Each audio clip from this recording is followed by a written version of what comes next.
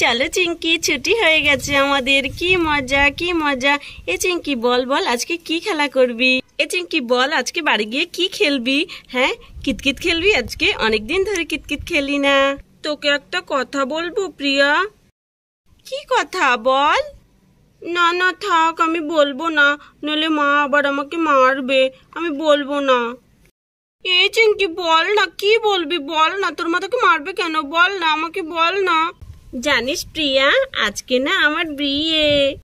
তুই কাউকে বলবি না কিন্তু, ঠিক আছে? নইলে মা আমাকে খুব মারবে। কি বলছিস চিঙ্কি, সত্যি তোর বিয়ে? তুই তো আমাকে ডাকলি না রে।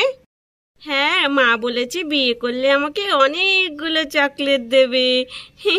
খুব মজা হবে। ঠিক আছে প্রিয়া, তুইও আসিস বিয়েতে। আমি তোকে অনেকগুলো চকলেট দেবো মায়ের থেকে নিয়ে। আচ্ছা ঠিক আছে প্রিয়া, চল বাড়ি চলে যাই। মা আমার জন্য অপেক্ষা করছে মনে হয়, তাড়াতাড়ি আয়। ইয়ে ঠিক আছে, চল তাড়াতাড়ি চল। ইয়ে চিঙ্কির বিয়ে, অনেক চকলেট খাবো। কিরে চিঙ্কি আর প্রিয়া, তোরা এখনো বাড়িতে যাসনি? হ্যাঁ হ্যাঁ মিস, আমরা এক্ষুনি বাড়ি যাচ্ছিলাম। স্কুল ছুটি হয়ে গেছে, কতক্ষণ হয়েছে? তোরা এখনো রাস্তায় মস্তি করছিস তাই না? তাড়াতাড়ি বাড়িতে যা যা। এ চিঙ্কি তাড়াতাড়ি বাড়িতে চল, ম্যাডাম তো দেখে ফেলেছে আমাদের তো খুব বকবে নইলে। চল চল। হ্যাঁ চল চল। আরে প্রিয়া আর চিঙ্কি কি বলছিল? চিঙ্কির বিয়ে এই বয়সে? এটা আমি কিছুতেই হতে দিতে পারি না। ওর মা এটা ঠিক করছে না। আমি থাকতে এই গ্রামে এরকম বাল্যবিবাহ কিছুতেই হতে দেব না। যাই, আমি কিছু একটা ব্যবস্থা করি। ইন্সপেক্টর তারাকে ডেকে নিয়ে আসি, উনি কিছু ব্যবস্থা করবেন। এখানে রাধা কাজ করছে এবং কুসুম বসে আছে রাধার বাড়িতে। আরে রাধা, আমি কখন থেকে বসে আছি আর তুই একটার পর একটা কাজ করেই যাচ্ছিস। এদিকে আয়, একটু বস আমার কাছে, একটু গল্প করি। গুড্ডু, তোমার মায়ের তো সময়ই নেই তোমার মাসির জন্য। আরে না রে দিদি, এমন কোনো ব্যাপার না। ওই গরু ঘরটা একটু পরিষ্কার করে আসলাম আর গরুটাকে একটু জল দিয়ে আসলাম। হ্যাঁ আমি আসছি। হ্যাঁ, কখন থেকে বলছিস তোর মাথা ব্যথা করছে, আবার গরু ঘর পরিষ্কার করতে গেছিস তুই, তাই না? আসছি দিদি আমি, তুমি দাঁড়াও, আমি এই জলের কলসিটা রেখে আসছি তোমার কাছে এক্ষুনি, তারপর গল্প করবো খন বসে বসে। আয়, তোর মাথাটা একটু টিপে দি আমি। আয়, কখন থেকে বলছিস মাথা ব্যথা করছে। আয়। দেখো গুড্ডু, দেখো কত কাজ করে তোমার মা। তুমি বড় হয়ে তোমার মাকে সাহায্য করবে তো সোনা? আরে দেখ দেখ রাধা, তোর ছেলে তো কি সুন্দর হাসতে শিখে গেছে রে। দেখ কি সুন্দর হাসছে খিলখিল করে। হ্যাঁ দিদি, ও এখন অনেকটা বড় হয়ে গেছে তো, ও এখন সবার কথা বুঝতে পারে, হাসে খেলে, জানো তো। হ্যাঁ আয় আয়, তুই বস এখানে, তোর মাথাটা টিপে দি একটু। না দিদি, আমি এখন বসছি না, তুমি আমার মাথাটা একটু টিপে দাও তো, হালকা হালকা ব্যথা করছে মাথাটা। আর হ্যাঁ দিদি, তুমি কি যেন বলছিলে তখন? আরে হ্যাঁ রাধা, আমি তো ওটা বলার জন্য এসেছিলাম তোদের বাড়িতে, আমি তো ভুলেই গেছি। জানিস রিমাদি তার মেয়ে চিঙ্কির বিয়ে করাচ্ছে এই বয়সে। কি বলবি বলতো? আরে দিদি কি বলছো? বাল্যবিবাহ? এটা তো খুবই অন্যায়। এটা তো রিমা দিদি একদম ঠিক করছে না। বিচারি চিঙ্কি তো একদম জীবনটা বরবাদ হয়ে যাবে যদি এই বয়সে বিয়ে করায়। আমি তো রিমাদিকে অনেক বোঝানোর চেষ্টা করলাম, কিন্তু ও তো মানছেই না। বলছে অনেক ভালো সম্বন্ধ এসছে, হাতছাড়া করব না। এবার তুই বল রাধা, আমরা কি করতে পারি? একটা উপায় বল না, চিঙ্কিকে কি করে বাঁচানো যায় এই বিয়ের থেকে। এটা তো আইনত অপরাধ, তাই না? আরে হ্যাঁ দিদি, বাল্যবিবাহ তো খুবই বড় অপরাধ একটা। এর জন্য তো রিমা দিদির খুব বড় শাস্তি হতে পারে। হ্যাঁ রে রাধা, এবার বল তো কি করি? আমি তো মাকে বাড়িতে কত খুঁজলাম, পেলামই না। নিশ্চয়ই রাধা আন্টির সাথে গল্প করছে বসে বসে। যাই, আমি গিয়ে যাই দেখি। তো মায়ের সাথে খুব দরকারি একটা কথা আছে। আরে মা, আমি তোমাকে বাড়িতে কত খুঁজলাম, তোমাকে তো পেলামই না। তুমি রাধা আন্টির সাথে গল্প করছো বসে বসে। ও মা, আমি তোমাকে একটা খুব জরুরি কথা বলবো। মা মা, আমিও বিয়ে করব। চিঙ্কি তো বিয়ে করছে।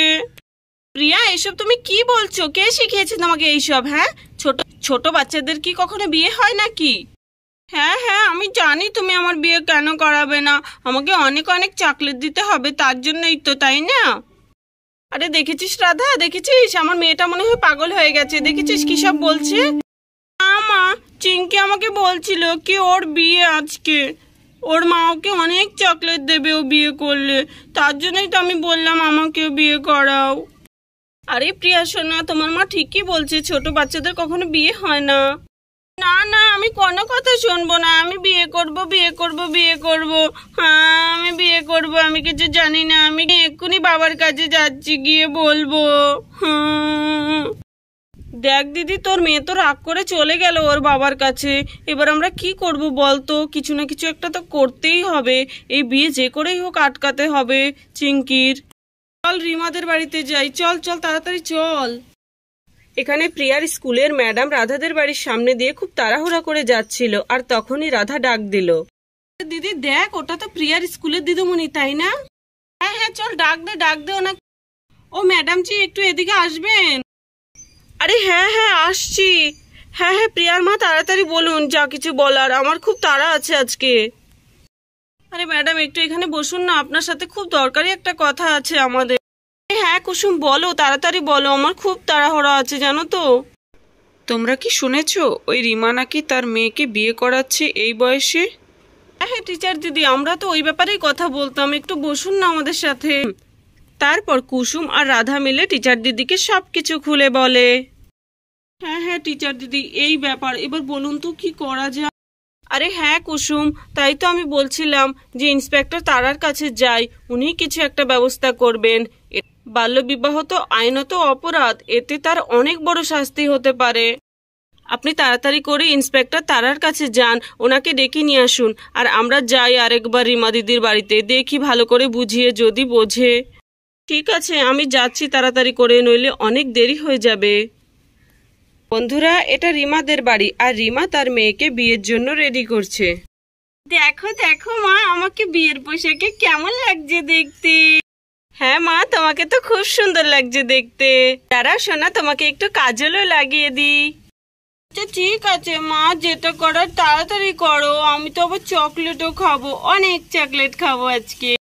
সোনা, তোমাকে এখন হাতটা পরানো বাকি আছে, তাড়াতাড়ি করতে হবে আমাদের সোনা। তোমার ঠাকুমা আর ছেলেপক্ষ তো মন্দিরে অপেক্ষা করছে আমাদের জন্য, আসো তাড়াতাড়ি পরিয়ে দিই হাতটা।